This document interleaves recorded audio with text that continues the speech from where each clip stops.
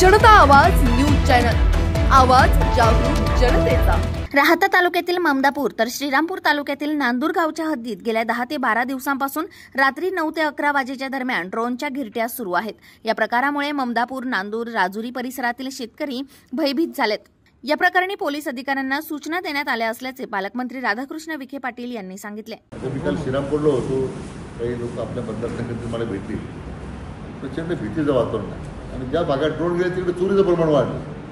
म्हणजे ड्रोननी सर्व्हेलन्स करायला चालू आहे का, त्या ठिकाणी मग कोणी घर बंद आहेत का, त्याची पाहणी होते का, ते आता पोलीस अधिकाऱ्यांना सूचना दिलेल्या आहेत। पुण्यामध्ये सुद्धा अशा प्रकारे काही प्रकार घडले, त्यांनी मात्र त्या ठिकाणी स्पेशल मला वाटतं गन्स घेऊन ते ड्रोन पाडण्याची प्रक्रिया केलेली आहे। तर आता पुणे ग्रामीणच्या पोलिसांकडून तशा प्रकारची माहिती उपलब्ध करण्याच्या सूचना दिलेल्या आहेत। मी आता जिल्हाधिकाऱ्यांना सांगितलं आहे की DPDCतून त्या ड्रोन्स विरोधी ज्या काही गन्स वापरता आल्या तर त्या बाबतीमध्ये त्या खरेदीच्या व्यवस्था करतो आहे।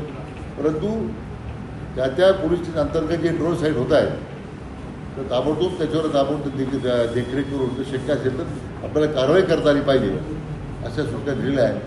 कारण लोकांमध्ये जे भीतीचं वातावरण आहे ते आपल्याला दूर करता आलं पाहिजे, गस्त वाढवली पाहिजे अशा सूचना आपण दिलेल्या आहेत। जनता आवाज न्यूज चॅनल, आवाज जागरूक जनतेचा।